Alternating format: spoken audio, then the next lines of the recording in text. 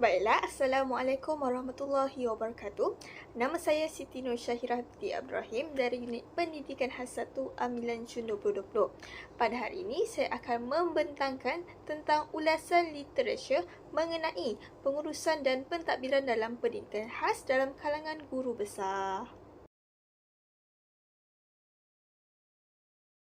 Baiklah, ini merupakan jurnal yang telah saya rujuk untuk menghasilkan ulasan literatur, iaitu kajian daripada Muhammad Nur Azmi, Muhammad Zaid dan Abdul Rashid pada tahun 2020 tentang hubungan antara kepimpinan guru besar, beban tugas terhadap kepuasan kerja guru program pendidikan khas integrasi ataupun PPKI. Sekarang, saya akan menerangkan pula ringkasan maklumat dan dapatan daripada jurnal tersebut.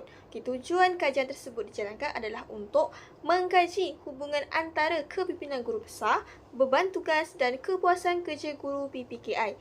Kajian ini merupakan kajian kuantitatif dengan menggunakan borang soal selidik yang diedarkan melalui Google Form.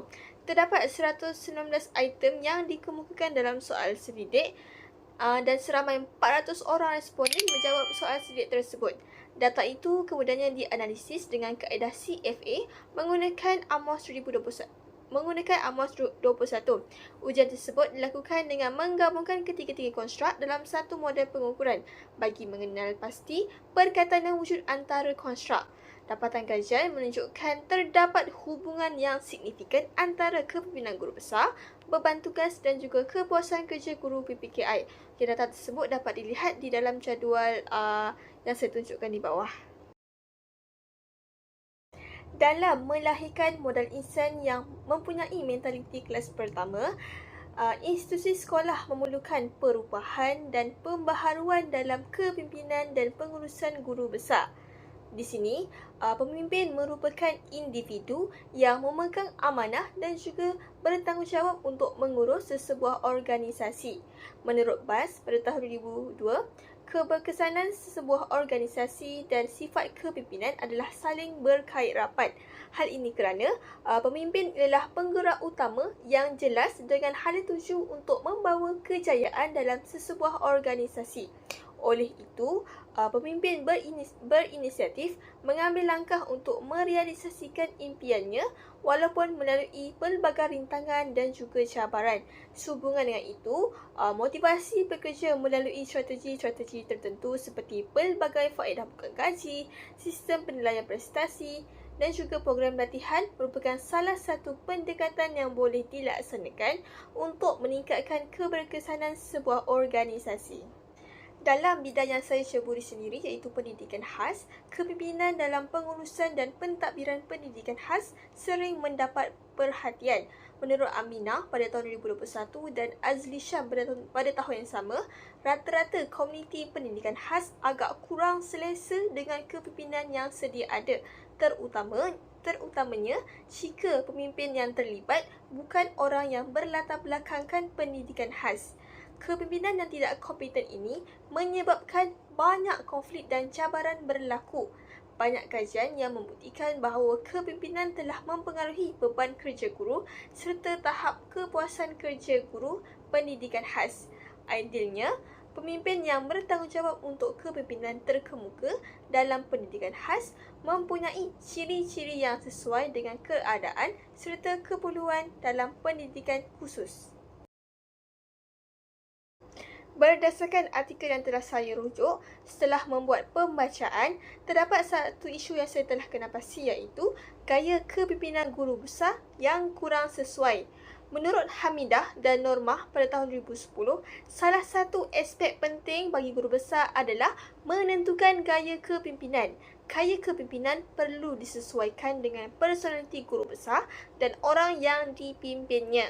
Aspek dalam menentukan gaya kepimpinan, kita perlu ingat dua perkara iaitu paksi manusia dan juga paksi tugas.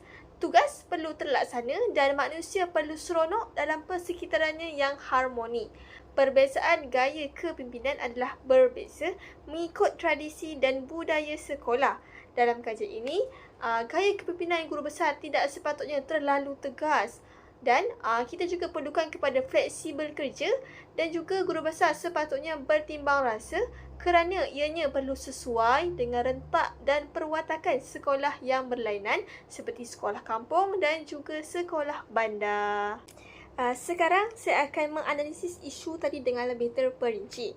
Pertama, menurut web pada tahun 2007, berpendapat bahawa semua gaya yang ekstrim seperti gaya yang terlalu memberi kebebasan iaitu laissez-faire dan gaya memberi tumpuan dan pembetulan berterusan ini transactional boleh membawa kesan buruk kepada kaki tangan bawahan iaitu guru.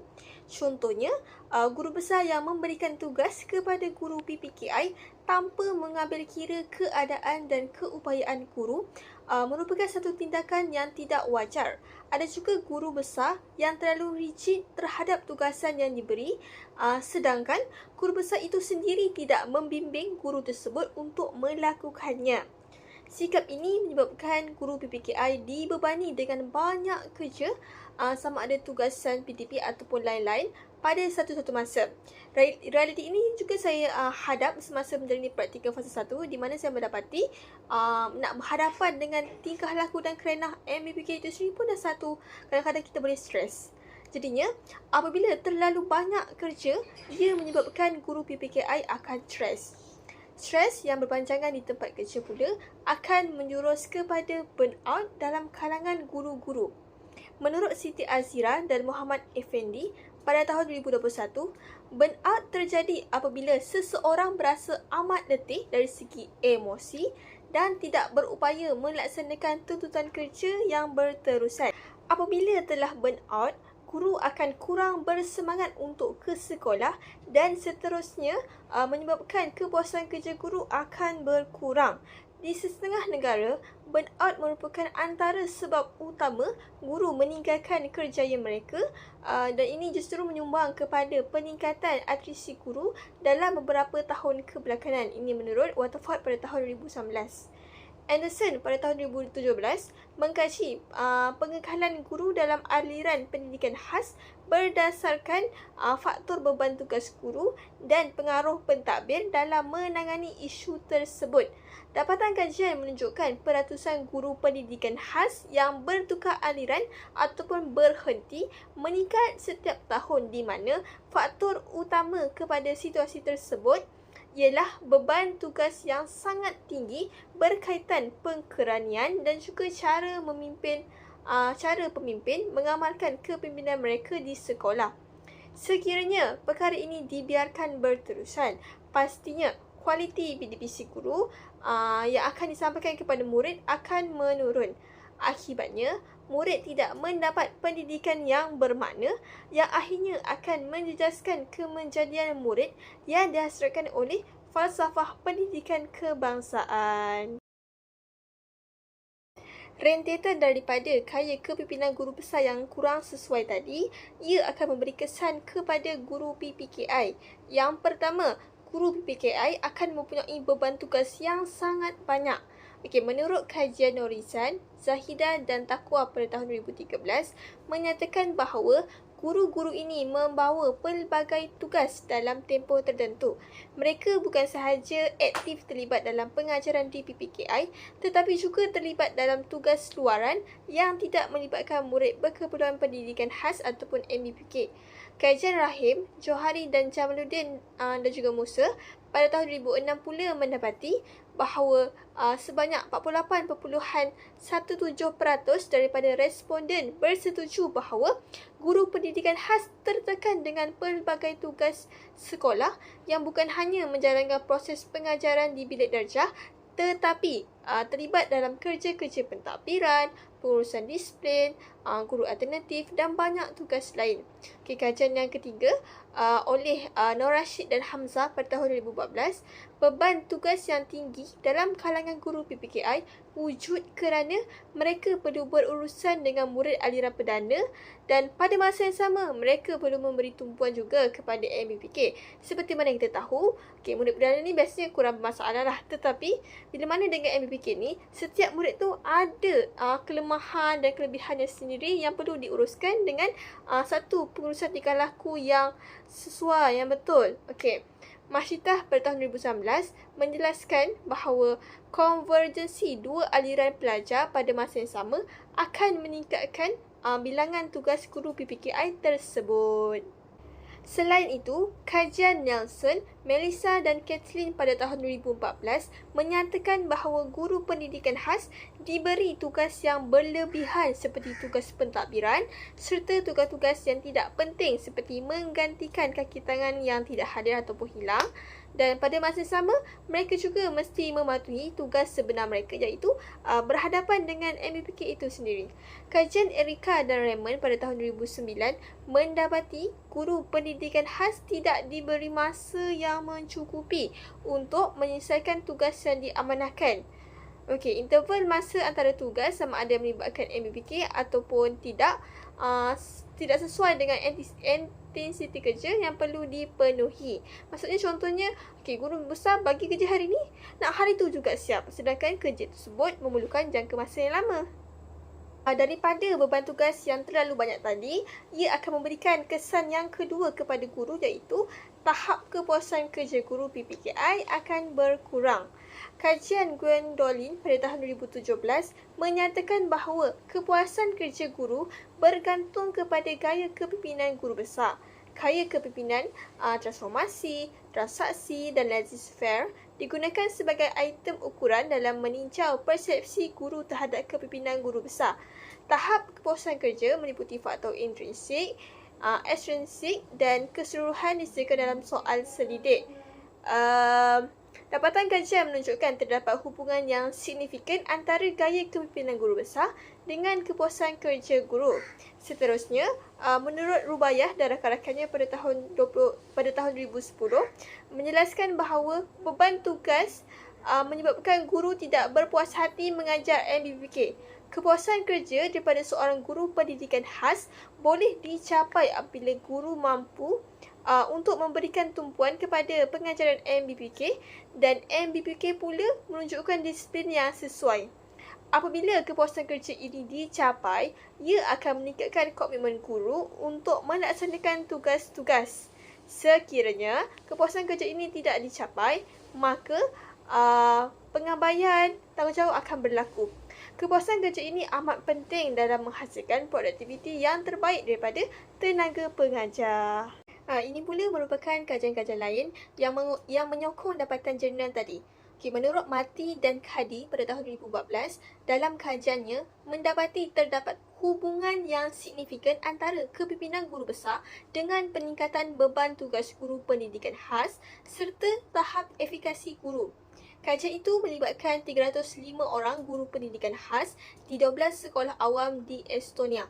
Soal selidik telah diberikan kepada mereka dan keputusan mendapati guru besar lebih selesa dalam mengamalkan gaya kepimpinan transformasi berbanding transaksional.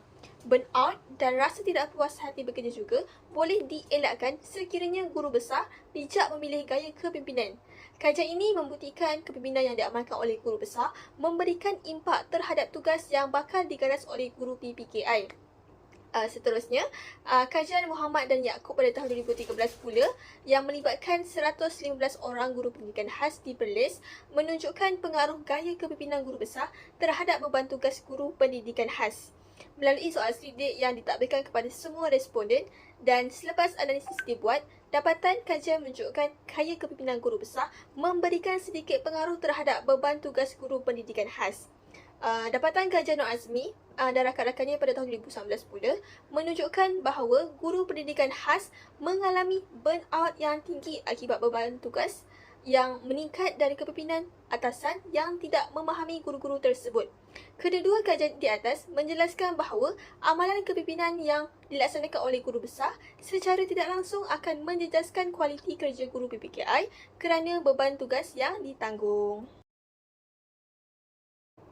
Baiklah, daripada isu dan kesan yang saya telah analisis tadi, sekarang saya akan terangkan pula cadangan penambahbaikan yang boleh dilaksanakan oleh guru besar bagi mengatasi isu tersebut.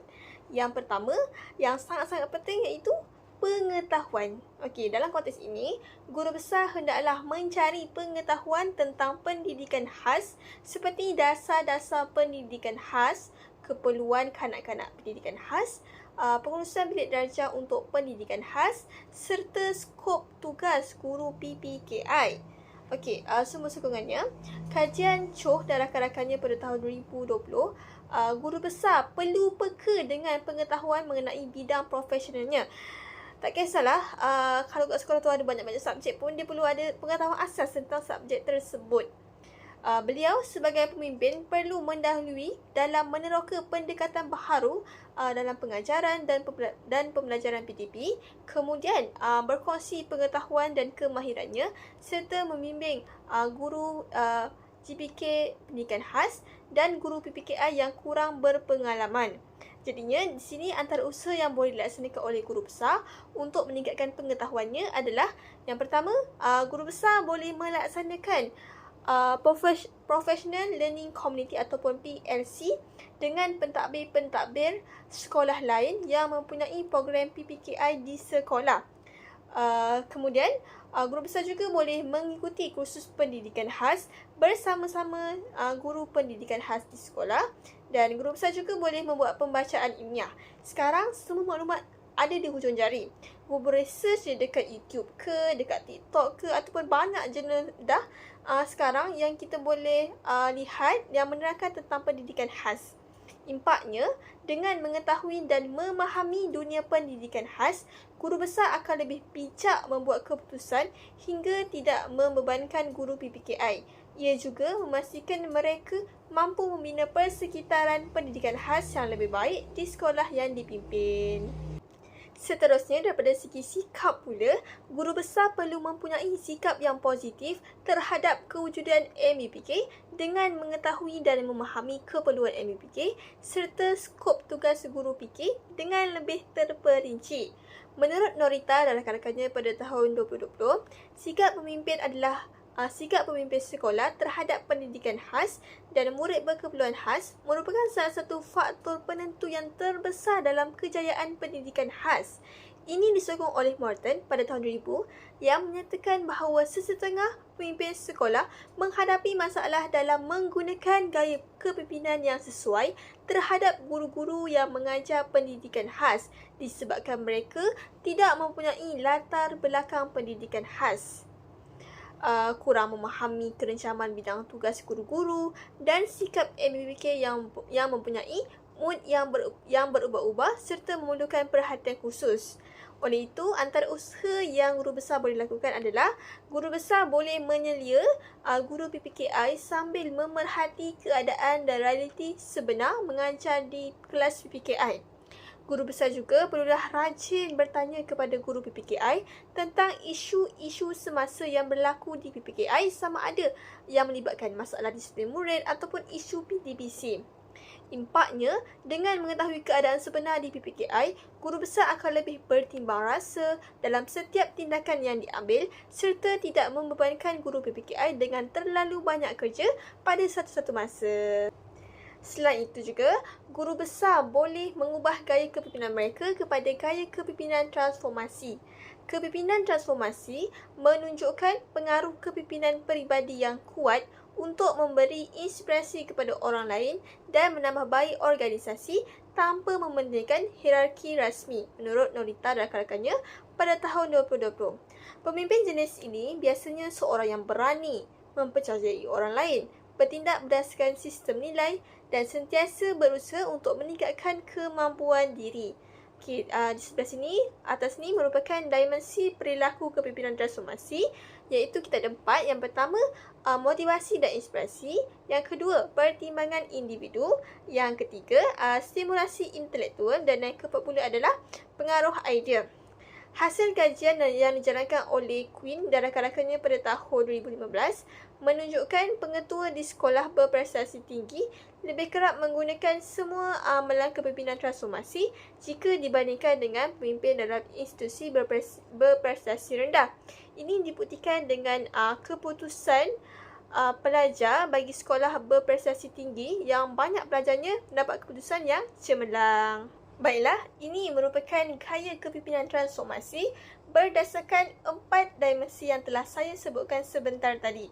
Di sini, saya akan memberikan takrifan bagi setiap dimensi. Kemudian contoh tindakan yang guru besar boleh lakukan berdasarkan dimensi tersebut dan kesannya kepada guru PPKI. Kaya kepimpinan ini adalah dirujuk daripada kajian Nur Syafina Safi'i dan rakan-rakannya pada tahun 2018. Okey, kita bergerak kepada dimensi yang pertama iaitu motivasi dan inspirasi. Di sini, pemimpin perlulah mempunyai tingkah laku yang boleh memotivasikan pengikutnya.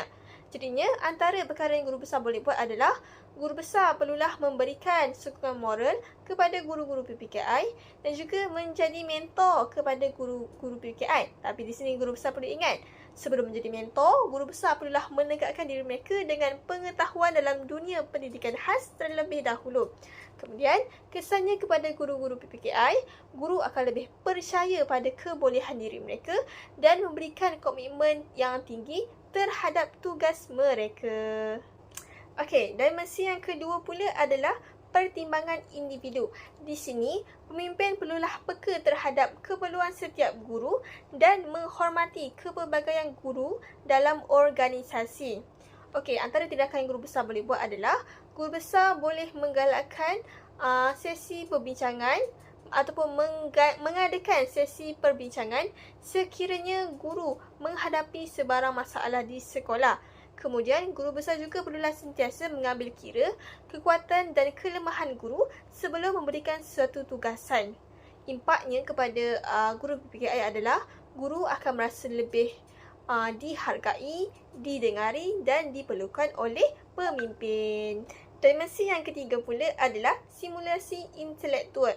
Di sini, pemimpin perlulah menggalakkan pengikutnya berfikiran secara kreatif dan juga inovatif. Jadinya, apa yang guru besar boleh buat? Guru besar boleh menggalakkan guru-guru PPKI menjalankan PLC untuk berkongsi amalan terbaik dengan guru-guru cemerlang yang lain. Okay, kemudian guru besar juga boleh menggerakkan guru-guru PPKI untuk menjalani ladap bagi meningkatkan pengetahuan dan kemahiran mereka dalam menguruskan MBPK. Kesannya kepada guru PPKI, mereka akan berani dan boleh menyahut cabaran, apapun juga cabaran dalam profesi keguruan yang mereka tempuhi dan inovatif dalam menyelesaikan setiap masalah yang timbul. Akhir sekali, dimensi yang keempat adalah pengaruh idea.